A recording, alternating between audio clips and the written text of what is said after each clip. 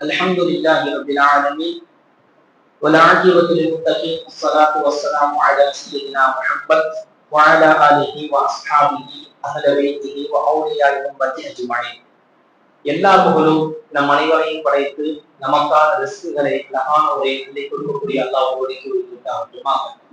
அவனுடைய சாந்தியும் சமாதானமும் நம் மீது மேலான ஹபீபே முஹம்மது ரசூலுல்லாஹி ஸல்லல்லாஹு அலைஹி வஸல்லம் அவர்கள் மீது நாயகத்தின் அடிச்சுவடுகளை இந்தளவு கூட அடைபெறாமல் அப்படியே பின்பற்றி அந்த உத்தம சத்திய சஹாபாக்கள், தாபிஈன்கள், தபா தாபிகள், இமாம்கள், முஹத்திஸீன்கள், ஃபகீஹீன்கள், இன்னும் நமதற்கும் உலகத்தில் வாழக்கூடிய முஃமினான முஸ்லிமான ஆண்கள் அனைவரும் அல்லாஹ்வின் சாந்தியும் சமாதானமும் என்றென்றும் குறைவின்றி நிறைவாக உண்டாகட்டுமாக.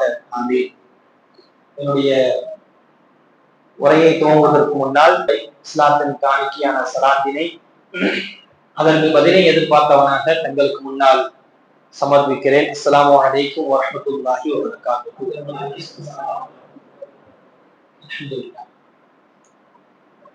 இன்றைய சமூகம் எதை நோக்கி பயணிக்கிறது? இபாதத்தை நோக்கியா, இணையதளத்தை நோக்கியா? இபாதத்தை நோக்கியா அப்படின்னா நிச்சயமா இன்னைக்கு பெரும்பாலான சமூகம் இபாதத்தை நோக்கி பயணிக்கிறத கண்கூடா ஆரம்ப காலங்கள்ல பள்ளிகள் எல்லாம் ஆட்களே இல்லாம வெறும் நாட்டு மட்டும் நிறைந்திருந்த காலங்கள்ல இன்னைக்கு சுபுகு தொழிலுக்கு கூட பள்ளிவாசல்கள் நிரப்பமாக இருக்கக்கூடிய பெரும்பாலான பள்ளிகளை பார்க்கிறோம். அப்ப இபாதத்தை நோக்கி இந்த சமூகம் இருக்குதானாக்கா நிச்சயமா இருக்குது. அதுக்கு ஒரு நிகழ்வையும் ஒரு உதாரணமாக வைத்தே நம்ம சொல்லலாம். கடந்த 15ஆம் தேதி பாட்னால நடந்த பீகாரினுடைய அரசு துறைக்கான சான்றிதழ் வழங்கக்கூடிய நிகழ்ச்சி. இது பெரும்பாலும் பெரிய சர்ச்சைக்குள்ளாக்கப்பட்ட விஷயம். ஆனால் இங்கு குறிப்பிடுவதனுடைய நோக்கம் என்னவென்றால், அந்த நிகழ்ச்சியிலே அந்த ஒரு இஸ்லாமிய பெண்மணி நுஸ்ரத் பர்வீன் என்கின்ற ஒரு இஸ்லாமிய மருத்துவர் வருகின்ற பொழுது முதல்வர், அந்த பீகாருடைய முதல்வர் அந்த பெண்ணுடைய முகத்திரையை இழுத்து விடுவார். இது பெரிய பிரச்சனை, ஆர்ப்பாட்டம் எல்லாம் ஓடிட்டு இருக்கு. சரி, இந்த விஷயத்துல ஏன் இதை சொல்லணும்? இபாதத்துக்கும் இதற்கும் என்ன சம்பந்தம் அப்படின்னா, அந்த முகத்தை இழுத்ததற்கு பின்னாடி இப்ப இஸ்லாத்தை விட்டு விட்டு இஸ்லாத்தினுடைய அடையாளத்தை ஒதுக்கி விட்டு சான்றிதழை வாங்குவதற்கு நான் தயாராக இல்லை என்று சொல்லி அந்த வேலையே அரசாங்க வேலையை தூக்கி எறிந்து விட்டு அந்த பெண்மணி தன்னுடைய சொந்த ஊருக்கு சென்று விட்டார். இஸ்லாமா அல்லது பதவியா என்றால் எனக்கு இஸ்லாம் தான் முக்கியமே தவிர என் பதவி முக்கியம் இல்லை என்று அந்த நுஸ்ரத் பர்வீன் என்கின்ற அந்த பெண் மருத்துவர் அந்த சான்றிதழையும் தூக்கி எறிந்து விட்டு பதவியும் தூக்கி எறிந்து விட்டு கொல்கத்தாவுக்கே சென்று விட்டார். இன்னைக்கு அது ஒரு பெரிய பிரச்சனைக்குரியதா இருக்கு. ஆனால் நம்ம எவ்வளவு தூரத்துக்கும் கஷ்டப்படுவோம். அரசு துறைக்குள்ள நம்ம சமூகம் போகுன்றதை எவ்வளவு தூரம் இது பண்றோம். அப்படி இருக்கக்கூடிய ஒரு சூழ்நிலை கூட இபாதத்தை விட்டு விட்டு நான் ஒன்றும் இஸ்லாத்தை விட்டு விட்டு எனக்கு ஒன்றும் அந்த பதவி பெருசு கிடையாது, எனக்கு என் மார்க்கம் தான் பெருசு, என்னுடைய இபாதத்து தான் பெருசு என்று போவது என்பது சாதாரண ஒரு ஆள் முடியாது. ஈமான் இருக்கணும், இபாதத்து இருக்கணும், அப்புறான விஷயங்களோடு இருக்கும். அப்ப இன்னைக்கு சமூகம் என்பது இபாதத்துடைய விஷயத்துல ரொம்ப கரெக்டா இருக்கிறாங்கன்றதுக்கு ஒரு பெரிய சான்றாகவே இருக்கு.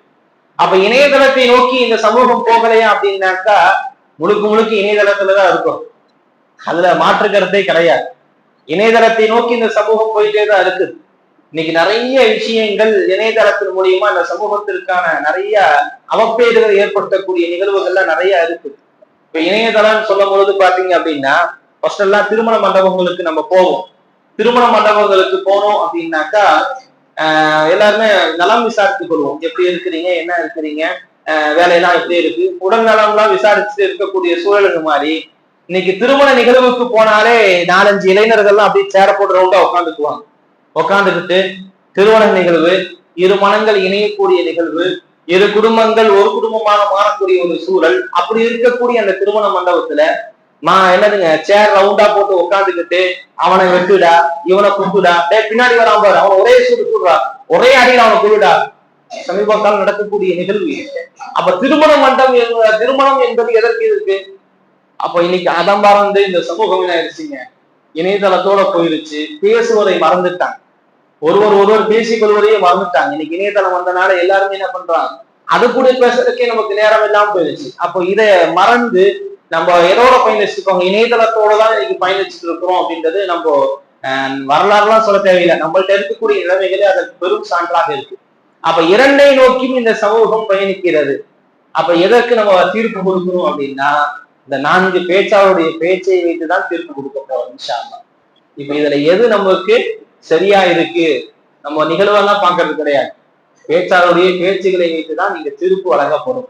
அதனால 4 பேச்சாளர்களும் உங்களுடைய கருத்துக்களை அழுத்தமாக பதிவு செய்யுங்கள். இன்ஷா அல்லாஹ் உங்கள் பேச்சின் மூலியமாக இந்த சமூகத்தில் ஒரு மாற்றம் நிகழும். அதற்குண்டான வாய்ப்பை அல்லாஹ் ஏற்படுத்தி தருவானாக.